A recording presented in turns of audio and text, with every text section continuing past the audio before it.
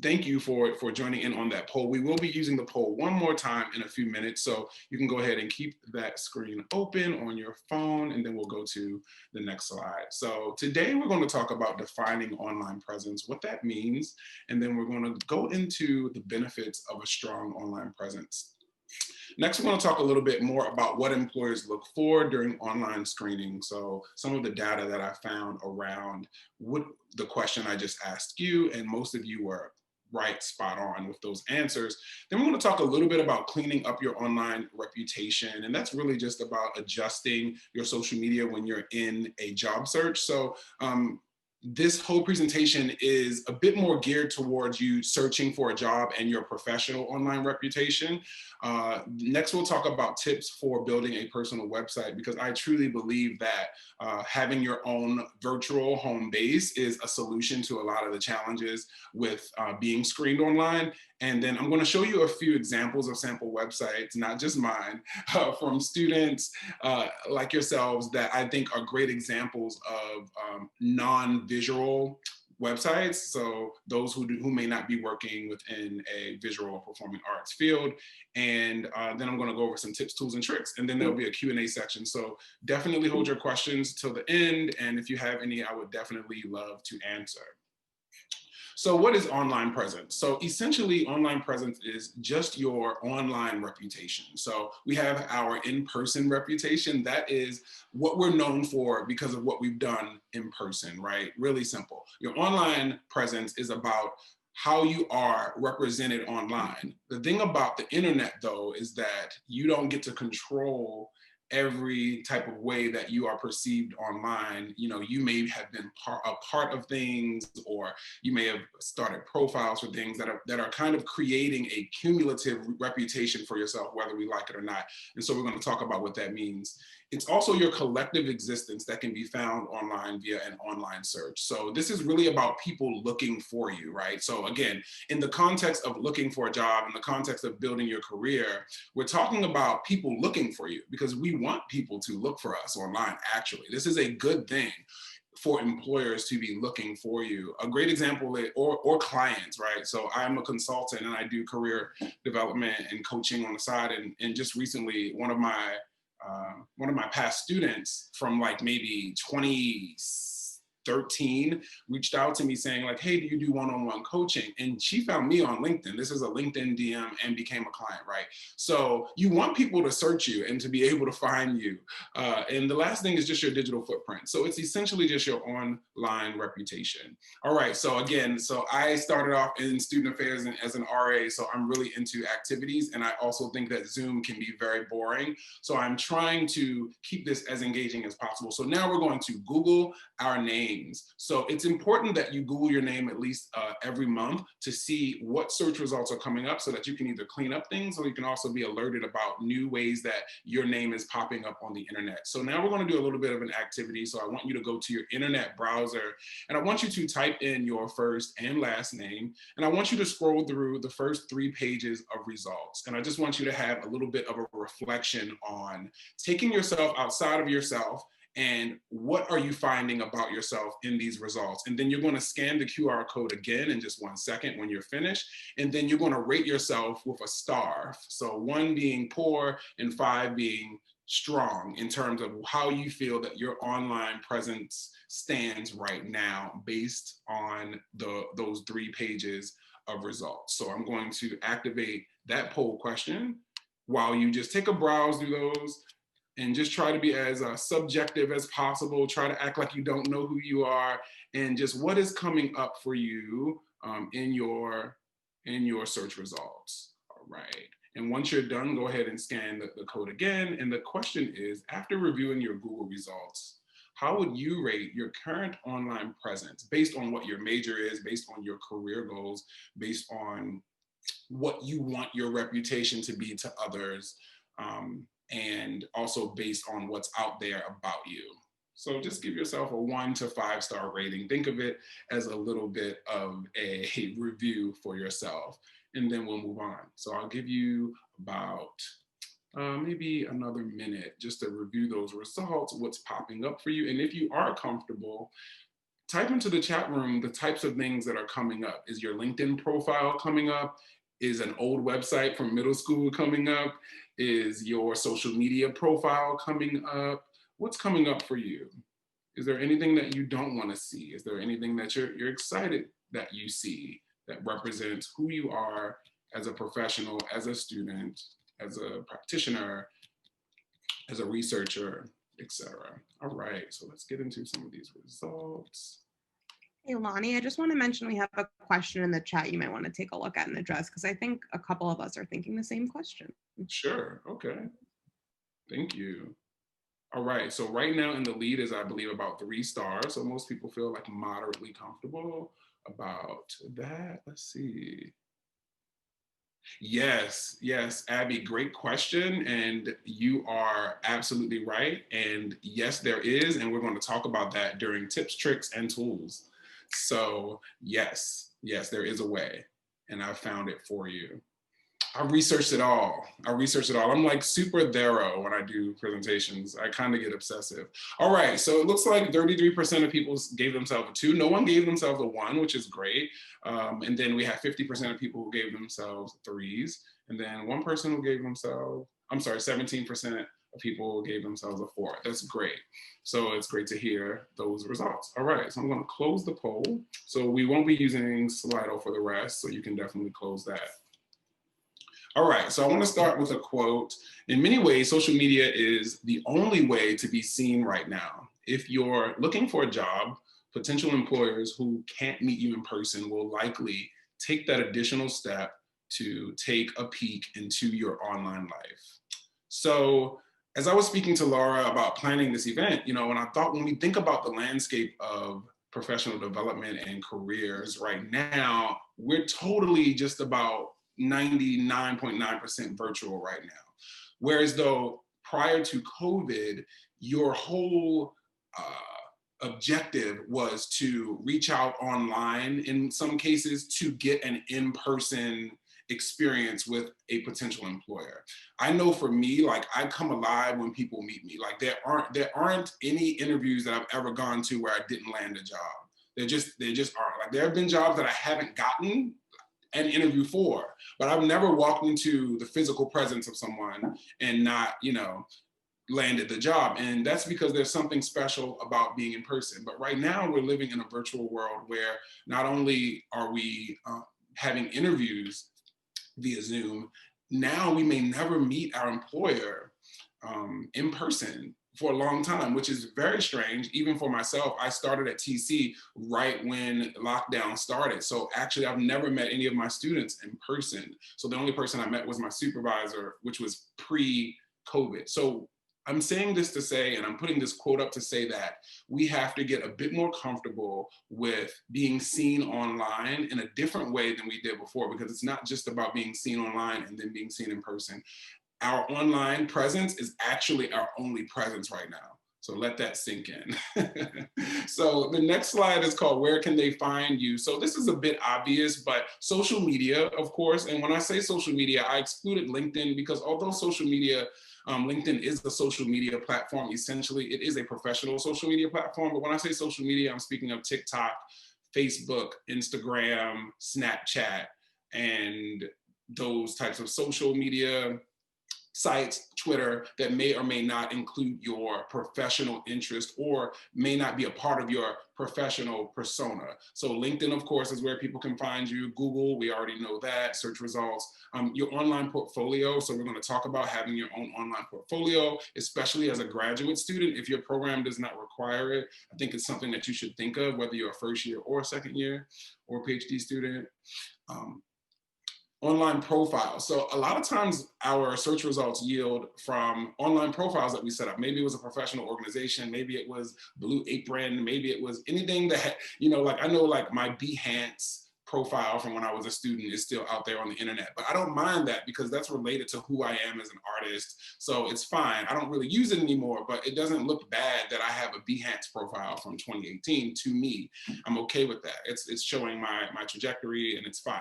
Your personal website, and then articles and videos. So anything that you've contributed to, or if you've been interviewed for, any videos that you may have been a part of on YouTube or maybe just maybe you were featured in for a magazine or a yearbook or something like that. Those things will pop up online. So let's talk a little bit about the benefits of having a strong online presence. I think that they're pretty straightforward, but the first thing is that you want to showcase your work. So this applies to those of us who have visual arts backgrounds or performing arts backgrounds. But when I say showcase your work, I'm really talking about whatever it is that your professional purpose is. And that's what I like to call it, your professional purpose. What are you here to do? What are you here to change? And how are you going to do it? So whatever that work is, whether that's truly academic, non-visual work, whether it's teaching, whether it's being a TESOL teacher, whether it's being an arts administrator, you want to showcase how you do what you say you do. And that is what your online presence does before someone can meet you. It also helps you to build a personal brand. So all of the different pieces to your online presence are building your personal brand for you, or you can control it. Let me say that again. All of the bits and pieces of your online presence, all the places that you're scattered across the internet, is creating an image and a reputation for yourself, right? For other people. Now there are ways that we can curate that to control it a bit more, but whether you curate it or if you don't, that becomes your personal brand. So whatever those 3 Google search result pages yielded for you is what your personal brand is at this current state, whether you like it or not. And that's something that we want to get ahead of. More exposure, right? So the whole idea of going to school and interviewing for jobs is to get exposed to whatever opportunities that you want. So anyone on the internet can find you. So that's really good, whether it be globally or domestically. So you really want to make sure that your online presence is something that you can be proud of, so that when people do search for you, that you're proud of what those results of. And even if it's not a good fit for you, you know that you feel good about how you look to the interwebs. The next one is one that you may or may not be interested in, but selling online. So if there is a physical product or a service, or maybe you're a photographer and you have prints, or maybe you're a painter and you're selling paintings, your online presence can help to build a story around your non-selling portion of your brand, and then also make it easier for people to buy things and services that you are providing. You make yourself available. So having a website with your contact information really makes it easier for employers to contact you. So a lot of research is coming out now about the resume and how the resume is really becoming dated, because a little 8.5 by 11 piece of paper that we have been creating all these years and emailing really is a bit outdated, in the sense that your LinkedIn profile and your website really serve as your resume. That's what people are more interested in. The resume is and always has been a formality. Now, prior to the internet, it was 100% important, because people only knew what you told them on that piece of paper. And it must have been a really cool time. So when I always think about, this is a nerd out story about professional development. When I think about people from like the 70s or the 60s who have gotten into these really high positions, imagine like only being able to curate and tell people what you do from a piece of paper. Now there's a piece of paper, and then there's the internet. So we can fact check and we can cross check. So anyway, it's a lot harder for us, I think, now in 2020. And also, again, it's more than a resume. It's giving a more 360 view of who you are. Here we are with another quote. In 2018, this leads back to the poll question I asked you. 70% of employers reported looking at social media sites to help them evaluate potential employees, and almost that many, 60%, eliminated candidates on the basis of negative content. So this is a real thing that came out of a study from Penn State. And so these employers, they definitely admitted to, browsing social media sites and also using that as a tool to eliminate candidates. And I always tell my clients and my students this, that searching for a candidate from the employer's perspective is all about elimination. It's all about elimination. That's why I always say, 1, don't take it personally. And 2, they are looking for reasons to find the right person, but that finding the right person is actually easier than eliminating people. So the thing is, eliminating people is actually easier than finding the right person. So if you have 1,200 candidates applying for one job, you need a way to eliminate as many of those people that are considered weak links as possible. So whether that be grammar errors, whether that be something negative on social media, you want to find ways to eliminate candidates. So 60% of those employers said that they definitely use a social media screening as a way to eliminate those candidates. So we talked about this a little bit, but I wanted to get a little bit more narrow around what these employers said they were looking for out of this data from Penn State. So of course, the first thing is your picture. Now, this is very controversial, especially because we know that we do not want to be screened based on what we look like, what our skin color is, what our perceived identities are. However, the truth is we live in a world that's visual, and employers are looking for your picture. So what that means is that you want to make sure that you are curating the pictures that you have out there in the world. And I'm not saying that everything has to be a LinkedIn profile picture with a white background, but I would say on your main platforms that you are allowing people to see, just make sure that it's a nice, clean, clear picture of yourself, that it's a headshot in some way, shape, or form, and that it's a picture that you would be proud of people knowing that that is your likeness. The second thing that these employers said they were looking for was evidence of your work. And I cannot stress this enough, especially because I'm speaking to a group of graduate students, that evidence of your work is so important. And I think that unfortunately, some people think that evidence of your work is the fact that you have a degree, right? So in some way, shape, or form, yes, the fact that you have I have a degree in higher education and student affairs administration, that's evidence that I went to school. That's not evidence of my work, right? Evidence of my work is the articles that you'll find from me being interviewed by my students. Evidence of my work is my website. Evidence of my work is the fact that I have affiliation with the New York City public school system. Evidence of my work is the fact that I'm a mentor for free arts, right? So that is the evidence of my work, and that evidence is out there on the internet. So employers are looking for evidence. So we're going to talk a little bit about how to track your academic work and turn it into things that can be promoted online. It's so important. I know that when we're in grad school, I know at least for me, we're so busy. I was working and I wasn't really trained to document and archive my papers and my certifications and my projects to make them something that can be converted into online content that shows evidence of the work that I'm doing. So I would encourage all of you to just think about all of the work you're doing in class and your practicums and your internships, and really think about archiving them or documenting them and creating content from them. So even for this presentation on LinkedIn a few days ago, I said, hey guys, like I'm working with TC Next to promote this event. So then the next time that someone looks at my profile in next year, they can scroll back and see some of the things that I've done.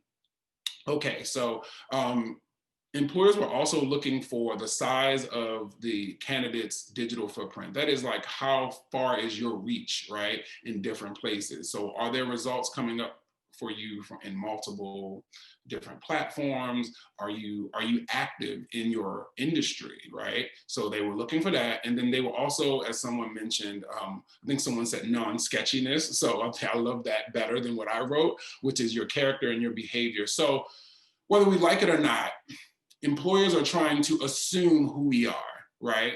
And they're assuming who we are based on what they see us do. That is just like logical in a way, right? Like, it's like, okay, who is this person? So they're looking to see who you are online. So this next section is really about, how do you clean up your profiles? How do you clean up your online presence? Some people, maybe you had a past that's different than your current life. Maybe you were like really a party person back in college, and a lot of pictures of you with red cups and playing beer pong, for instance, are up. I'm telling my age because I feel like that would have been the things that would have been a caution back when I was in college, but whatever it is that you may not want people to see. And I just want to say that what you don't want employers to see doesn't have to be negative or bad things. You just may want to filter what they have access to, and that's totally fine. It doesn't mean that it's inappropriate. It doesn't mean that it's bad. You don't have to be an open book online, despite what the current landscape looks like. You do not have to be an open book online when it comes to your social media presence. But if you do choose to, I just want to talk about a few ways that you can clean it up if you're someone who is a bit concerned about what's out there about you. If you saw something on that third results page on Google and you're like, ooh, I should take that down. So the first thing that you want to do is you want to deactivate unwanted accounts or sites. So that could be social media sites, that could be websites, that could be just old, outdated information. If you have control of it, if it was something that you created, typically you can deactivate it, you can take it down. I remember there was an old website that I had that was a former branding for my photography company. And I just didn't want it out there anymore because I felt like it didn't represent who I was right now. So I was able to go in and deactivate that site. And as we know, nothing on the internet really truly disappears. But in most cases, when you deactivate a site or when you are taking down unwanted accounts, typically they won't come up in the Google results because they're deactivated, less people have access to it. So it should go down further in your search results. Another one that's super big is privacy settings. So on the social media platforms that you do not want employers to see, especially at the time that you are searching for a job, you may want to consider making some of those private, right? I will say that you're taking a risk either way, because I think some employers perceive the fact that you have social media sites that aren't public as a red flag. Some people will probably think that why aren't you more active on social media? Or some people might be okay with the fact that some of your sites are private and some aren't. But this is about you and how you want yourself to be perceived. And I really want to drive that home because my practice is really about self-reflection. And so it's not about everyone else. It's about how do you feel that you want to be perceived. And if that means that every social media site except for LinkedIn is private, that's a choice that you make so that you're curating what you want them to see. But just know that there are potential concerns that may come up from that. Another one is deleting those inappropriate posts. So again, if there's something maybe where you are not proud of, I'm not here to shame anyone. But if you feel like, oh, I don't want that there, delete it, especially like if we're talking about photos on Facebook or photos on Instagram, archive it or delete it from your feed, or Twitter, delete some tweets. I mean, we've seen even with politicians and celebrities how Twitter can really resurface some inappropriate or information that might not put you in the best light. So definitely delete those tweets if you feel like they are not representing your brand as you are right now. And I also want to speak to the fact that you can grow as a person, right? Like what you would have wrote on Twitter at 18 maybe not be what you are writing now at whatever age you are now. And I also want to say that sometimes we've started social media accounts that we're not active on. So whether you're active on it or not, it's still showing up. So if you have a Twitter account, but you haven't used it since 2014, you may want to just delete it because you're not using it, because then people are going to use what's there as an example of who you are, which may not be aligned. Add a professional bio. So this one's really important. So a lot of times we're only putting our professional bios on our LinkedIn accounts. So one way to kind of clean up your online presence is to kind of make your other accounts a bit more professional, right? So for instance, if you have an Instagram account, maybe you create another one that's for the fact that you're an art education student or arts administration student or a higher ed student, right? Maybe there's a separate account that you can have your professional bio on, because the more places that employers can see you having a consistent presence across the internet, the better.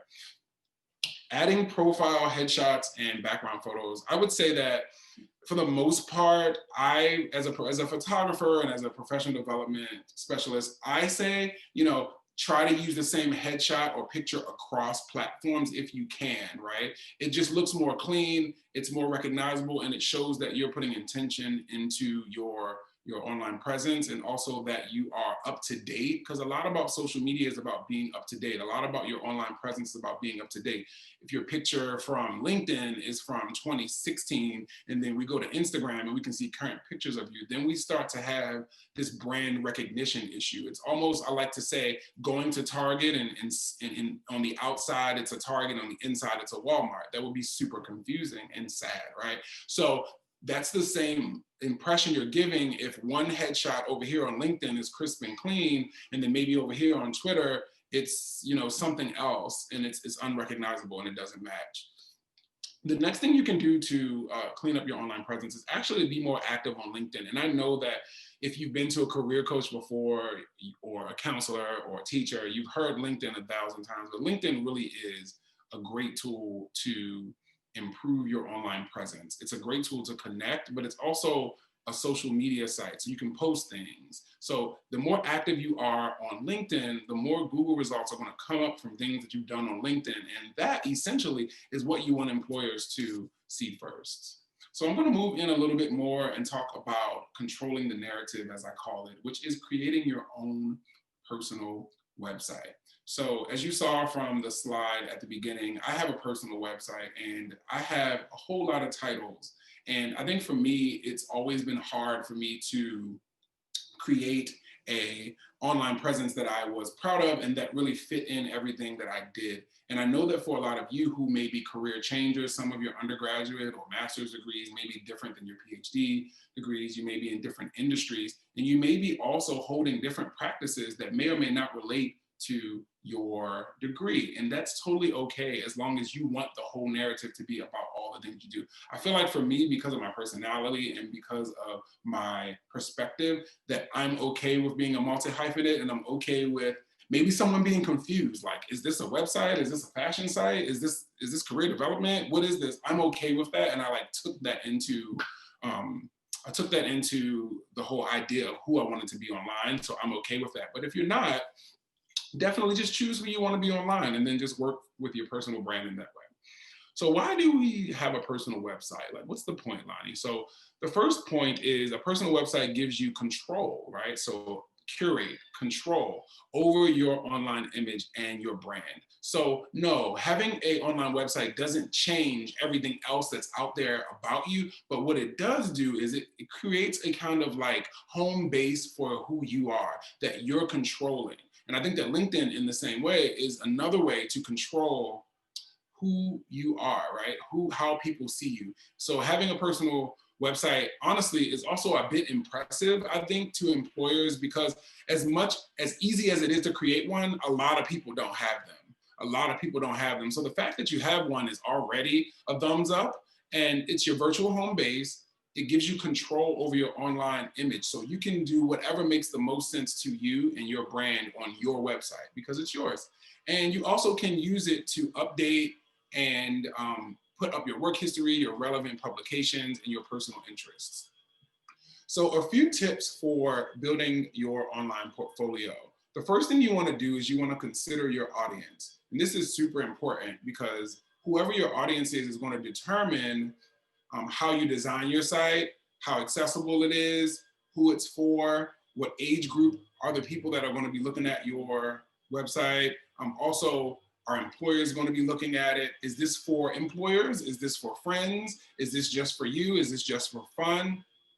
You want to know your audience first, because you really want to be able to cater your website to your audience, and also make sure that it's accessible to those people.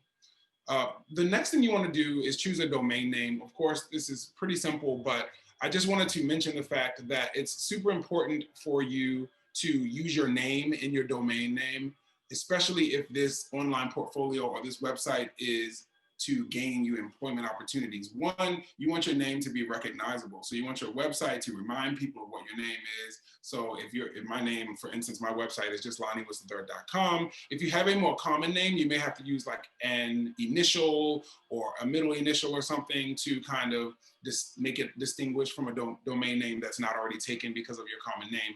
But I definitely suggest using your name.com. I think that's the best way, because again, it's more consistent across platforms. And you want again, as I said in the beginning, you want it to be easy to find you for the right reasons, right? You want it to be easy to find you online for the right reasons. Even if it's not about a job, you just want people to be able to find you to give you opportunities or to ask you questions. The next one you're going to want to consider is to code or not to code. Now, I am not a web developer or web designer. I'm a photographer, so I do not know how to build websites with HTML or any other coding language. So I chose to use a kind of, a click and drag type of website or something that is a bit more already designed. But if you are someone who has the budget or the expertise to hire a designer or to build it yourself, with coding, I definitely think that having a site with coding that's built from scratch, it gives you more opportunities and more availability and more options for what your site will look like and the capabilities. But there are so many free websites that I will show you later on that have templates that you can use to just have a website. Also, Google will create a website for you for free. It's not the most beautiful thing in the world, but it'll get the job done. But my work isn't visual. So I realized that my expertise is in the visual and performing arts. So I know that a lot of the information that I know and think about is about those who have visual works to show. But I'm also an academic, so I understand that there are lots of valuable works that can still be shown online that are not visual. And one example of that is a case study. Case study is one of the best ways to demonstrate authority in a subject through examples of works that you've done. And this is also a really great way to summarize some of the experiences that you've had so that other people can get a sense of the evidence of your work. Another thing that isn't visual that you can use to your benefit is research. Research showcases your ability to distill information, especially if you're in a research-based major. You want to make sure that your research, not just your research interests, but also your research projects are somehow available. And we can talk about some examples when we look through the sample websites that I have for you. Presentation. So I talked about this. How many times and how many presentations are we doing in class? A group presentation for this, a solo presentation for that. So many times those just get stuck in our Google Drive and no one ever sees them. And there's some really good work that you are doing in your courses, in your practicums, in your internships. Many of my students do internships where they also do presentations at their internship site. And some of those things never get the light of day. So I would say treat your presentations and your projects and your research projects, treat them as valuable pieces of information that are examples of what you can do. I think sometimes we get so caught up in academia that we forget that the tasks that we're completing in academia essentially are to help us to get employed. So those things matter, and they definitely showcase really well when done well on a website or online. The next thing we're going to talk about is certification. So if you have any type of certifications for your field that you have attained either in undergrad or during your graduate studies, you definitely want to try to find a way to list that. Of course, one easy way is just to list it on your website or list it on your resume. You can also list it on LinkedIn. And also sometimes people will list the actual certification or the certificate, depending on like your personal information and how much of it is on there. Depending on how your website is designed, you might actually post the certificate.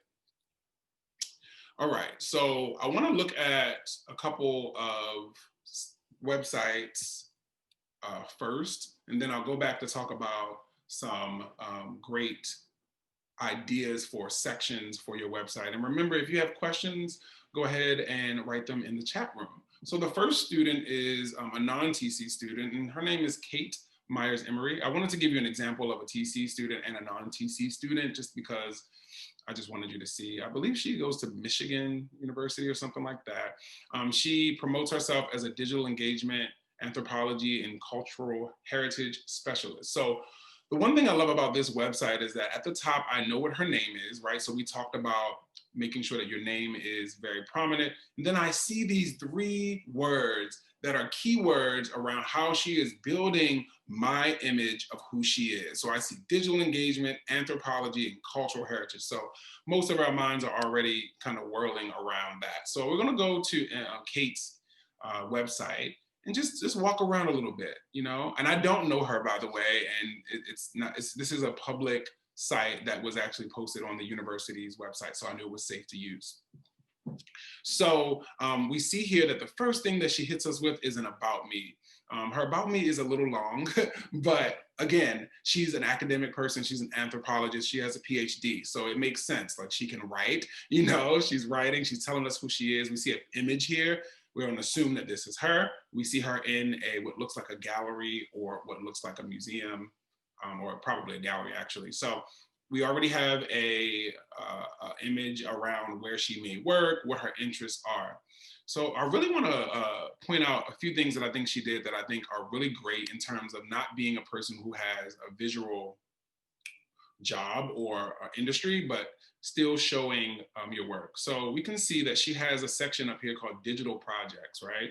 So here we see that she worked on a project where she revamped a museum's audio tour, which is super cool. She has an image of the museum, I'm assuming here, right? So this isn't her work, but it is an image of something that she worked on. So you can think outside of the box around whether you have to have work of your own to show visually. You can also use the places that you've worked. Use a picture of TC, the outside of TC, or something that is linked to who you are as a student and as a professional. So we can scroll down and see some other digital projects. So she's archived these beautifully. They are in reverse chronological order. So I'm seeing that from coming 2020 all the way down to 2017, 2016, et cetera. We're seeing examples. I love what she did here. She's listing what her role is, right? Because when we work on collaborative projects, it's not always clear what our specific role was in that organization or in that project. So here in this one, she's listing that she was the creator and lead programmer. So if you do have digital projects or any types of projects, definitely think about considering a section like that on your website. Then she talks about research. I think this one is definitely relevant to all majors at TC because all of them require some type of research and investigation. So a research section is a really dope way to show what your current research areas are and also what your past research areas are. So if you have research areas from undergrad or research areas that you're currently working on, you can list them in a current research section or a past research section, or you can put up diagrams, you can put up images from the research or findings or articles, whatever it is, right? Because it's so hard to know what people are studying. Like, majors are so, a lot of majors are broad. Like, anthropology is a really broad, is a broad major. So it's like, what are you studying within that field? So any type of way to kind of help people to understand what you're interested in is really cool. All right, so the next section she has is a teaching section. So because she is a teacher, she talks a little bit about an overview of her teaching experience, and then she just goes into kind of a resume format of the classes that she's taught: Introduction to Archaeology, 2016, et cetera, et cetera. And as you scroll down, you can see other education and or teaching roles that she's had at Syracuse, MSU, et cetera. I think this is great because the beautiful thing about this section, and I love what Kate did here, is that this is not her full resume, but we can see that her teaching experience is laid out in a resume format because she wanted to highlight just that. Right? You don't see a lot of other information here, but it's really helping us to see what her teaching experience here. And here I see something really fun that she did that I think is such a great way to show a little bit of who her personality is. And again, we're talking about our personal website being a way for us to curate who we are and how people see us. So you see this wine tab, and it's like, what is this wine tab? So apparently Kate is a wine writer. And so this shows a more fun side of her, a non-anthropology, non-archaeology side of her. It shows her outside of work, but it's showing it in a very curated way, right? It has a link to her Instagram. You can see where she is on Facebook, but she's already setting the tone that this is my kind of social persona or my private persona as a wine writer and educator, right? So you can take one of your hobbies or one of your skills and you can kind of add that to your site just to give yourself a bit more personality and to show the employers or the potential clients who you are outside of work. And that's totally fine. So I think that this is a really great, well put together website. I think it's clean. I think it's simple. I think I understand who she is. I understand what she does. I understand what she cares about. I also understand that she loves wine. So it's just a great, I think, representation of who she is. From as far as I know, because I don't know her. So the next student, again, this was on the TESOL website for the Teachers College MA program. And so this is a student, Vivian, who graduated in 2017. So we're going to take a look at her site. Oh no, I made a mistake and linked the same site twice. So sorry about that. It's my fault. So we can just take a look at some of her headings just to walk through this. So Vivian, she is a TESOL teacher. So the first thing we see is what? An image of her teaching, right? So now we've already been brought into her life and who she wants us to see her as on this eFolio site. She wants us to see her as a teacher, and that's very clear coming across from the image that she has. So the first image that you have on your website is going to be really telling about who you are. All right, so we then have an About Me section. So the About Me section is where she's talking about who she is, where she's from, maybe what some of her interests are. And then she is a teacher, so she goes into her teaching philosophy.